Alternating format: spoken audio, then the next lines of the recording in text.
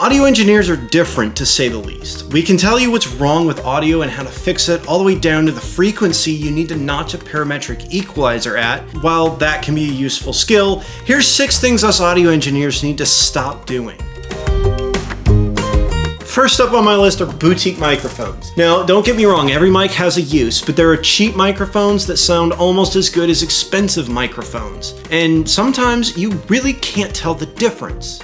Yes, of course I bought the Neumann. It's only $32,000. I'll probably just use it for my Twitch stream. The Shure SM7B has almost the same capsule as the Shure SM57. I've even seen a YouTube video of someone putting an SM57 capsule in a 3D printed Shure SM7B case. And when he did the test, you could barely tell the difference. USB 5.5 mics for certain applications sound as good as expensive ones. No one cares that you use or own expensive boutique microphones. Well, other than other boutique microphone owners. It's kind of like a club.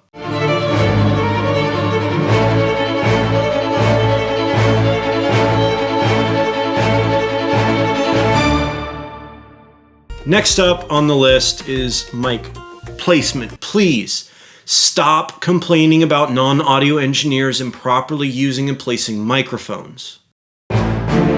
Cinema cameras. Everyone seems to be getting in this war with a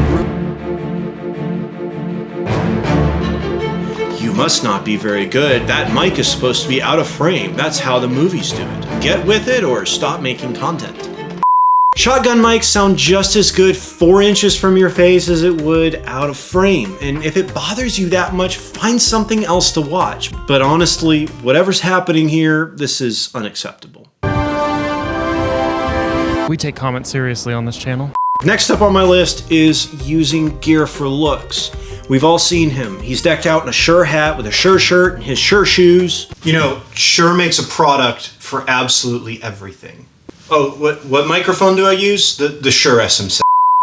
The guy has the most expensive looking setup with every bell, every whistle, the logo properly on display so that you know exactly what microphone he's using. He's wearing a branded t-shirt or a branded hat, but in all honesty, no one cares if you're using a cheap dynamic mic or a Shure SM7B or a Neumann TLM-103. Sure, it looks good, but the added expense of buying recognizable gear is almost never worth it, unless, you know, you're joining the boutique microphone club.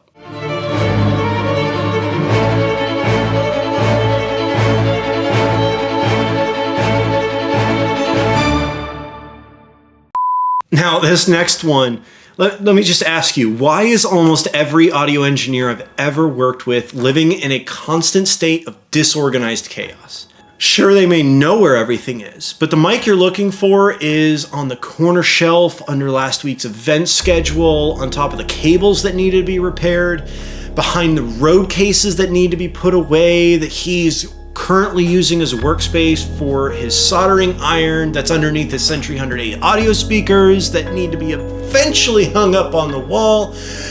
And none of that you can actually get to because he left the key to the storage room somewhere at his home. Here's a video on keeping your gear organized. Next on my list is a fix it and post mentality. Why do I hear this constantly? What? Oh, that noise? No, we're good. I'll fix it in post. I'll just add some noise reduction. No, Steve, it won't be fine. Properly gain stage your gear and I wouldn't have to fix your mistakes. An ounce of prevention is worth a pound of post-production. And that leads into the last one. Why are you out there blaming your gear? Oh, it's last year's model. It probably doesn't sound very good. Sure, it could be better, but use what you have. Learn how to use it and make it sound as good as you can. I've had a $5 lav in a cheap wireless pack sound better than a $5,000 system. It's a lot more to do with the engineer that knows his gear than the gear that you're actually using. If you ever run into these engineers, leave a comment down below letting us know your experience. And if you found this entertaining, consider subscribing.